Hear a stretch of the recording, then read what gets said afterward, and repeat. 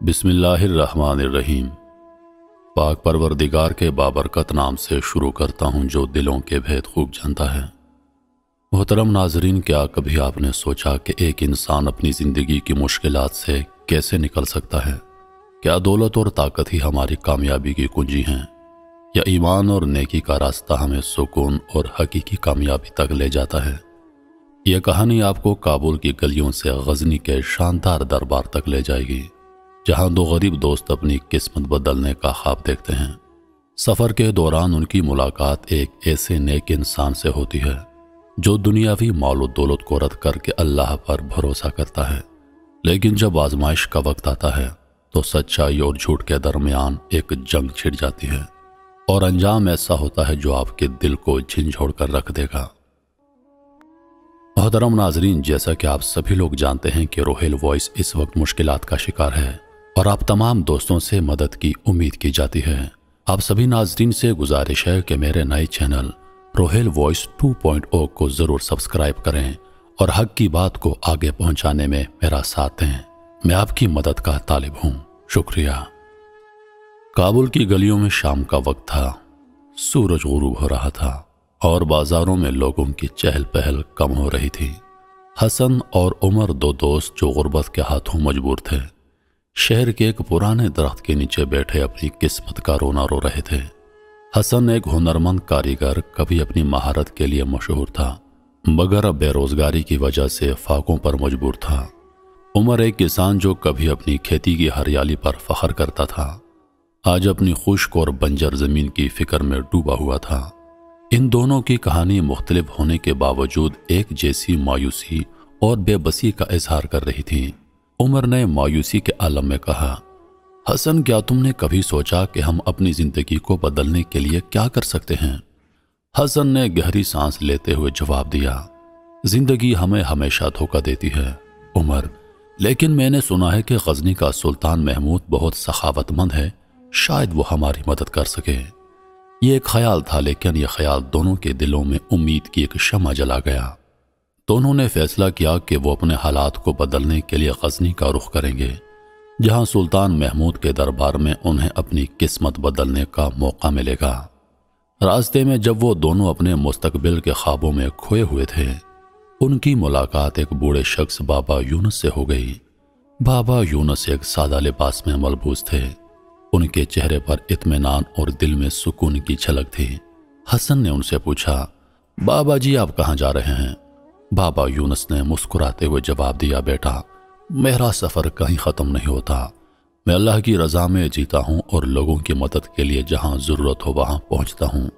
उमर ने दिलचस्पी से पूछा, आपके पास कुछ नहीं, ना दौलत ना ताकत, फिर आप इतने पुरसुकून कैसे हैं? बाबा यूनुस ने गहरी नज़र से दोनों को देखा और कहा, बेटा, सुकून दौलत में नहीं बल्कि अल्लाह की रज़ा में है।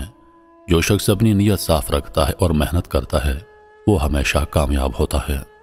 बाबा यूनुस की बातों ने हसन और उमर को मुतासिर किया। उन्होंने बाबा यूनुस को अपने साथ गजनी चलने की दावत दी, जिसे उन्होंने कबूल कर लिया। तीनों ने मिलकर अपने सफ़र को जारी रखा और हर कदम पर बाबा यूनुस की हिकमत और नसीहतों ने उनके दिलों को मजबूत किया। गजनी के शानदार दरबार का मंजर कुछ और ही था। महल के इर्द गिर्द बुलंद दीवारें और अंदर शानदार हॉल थे, जहां सुल्तान महमूद अपनी राया के मसाइल सुनने के लिए मौजूद थे। दरबार के बाहर सैकड़ों गरीब और ज़रूरतमंद लोग सुल्तान से मदद की उम्मीद लिए खड़े थे। हसन, उमर और बाबा यूनुस भी उन लोगों में शामिल थे। जब उनकी बारी आई तो दरबार ने उन्हें अंदर जाने की इजाज़त दी।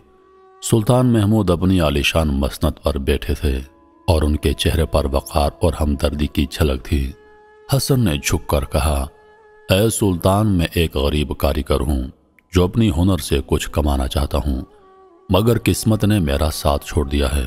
बराह करम मेरी मदद करें ताकि मैं अपनी ज़िंदगी दोबारा से शुरू कर सकूँ। उमर ने भी अपनी दिल की बात सुल्तान के सामने रखी। ऐ सुल्तान, मैं एक किसान हूँ, मगर मेरी ज़मीन खुश्क साली की वजह से बंजर हो गई है। अगर आप मुझे ज़मीन का एक टुकड़ा अता कर दें तो मैं खेती बाड़ी करके अपनी ज़िंदगी को संवार सकता हूँ। फिर सुल्तान ने बाबा यूनुस से सवाल किया, और आप बाबा, आप क्या चाहते हैं? बाबा यूनुस ने मुस्कुराते हुए कहा, मुझे कुछ नहीं चाहिए सुल्तान, میرے لیے اللہ کی رضا کافی ہے۔ میں دعا کرتا ہوں کہ آپ ہمیشہ عدل کریں اور اپنی رعایا کی مدد کریں۔ سلطان محمود نے حسن کو دولت، عمر کو زمین اور بابا یونس کو عزت کے ساتھ رخصت کیا۔ حسن اور عمر اپنی دولت اور زمین حاصل کرنے کے بعد خوش تھے، لیکن ان کے دلوں میں لالچ اور غرور پیدا ہو گیا۔ انہوں نے محسوس کیا کہ بابا یونس کا اللہ پر بھروسہ ان کی کامیابی میں ایک رکاوٹ ہے۔ انہوں نے ایک سازش تیار کی اور سلطان محمود کے دربار میں جا کر جھوٹا الزام لگایا کہ بابا یونس ان کے خلاف سازش کر رہے ہیں۔ سلطان جو پہلے ہی مصروف تھے، انہوں نے بغیر تحقیق کے بابا یونس کو قید میں ڈالنے کا حکم دے دیا۔ قید خانے میں بابا یونس نے اللہ سے مدد مانگی اور دعا کی، اے اللہ، تو بہتر جانتا ہے کہ میں بے قصور ہوں، مجھے اس آزمائش سے نکال اور حق کو ظاہر کر دے۔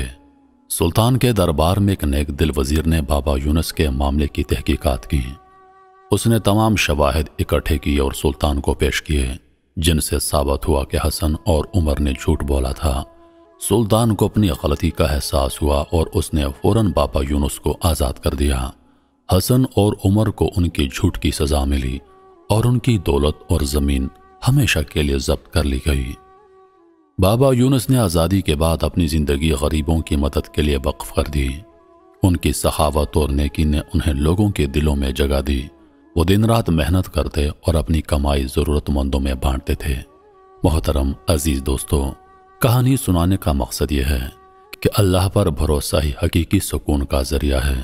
بابا یونس کی شخصیت اس بات کی عکاسی کرتی ہے کہ جب انسان اپنے رب پر مکمل یقین رکھتا ہے تو دنیا کی مشکلات اسے ہلا نہیں سکتی۔ مال و دولت عارضی ہیں، لیکن اللہ کی رضا ایک دائمی سکون فراہم کرتی ہے۔ بابا یونس کی دعا اور صبر نے ثابت کیا کہ جو اللہ پر بھروسہ کرتا ہے وہ کبھی ناکام نہیں ہوتا۔ اس کہانی میں دو کردار حسن اور عمر کی کہانی ہمیں سبق دیتی ہے کہ دولت اور طاقت کے حصول میں اگر انسان غلط راستہ اپنائے تو وہ نہ صرف اپنی کامیابی کھو دیتا ہے بلکہ دوسروں کے لیے بھی مشکلات پیدا کرتا ہے۔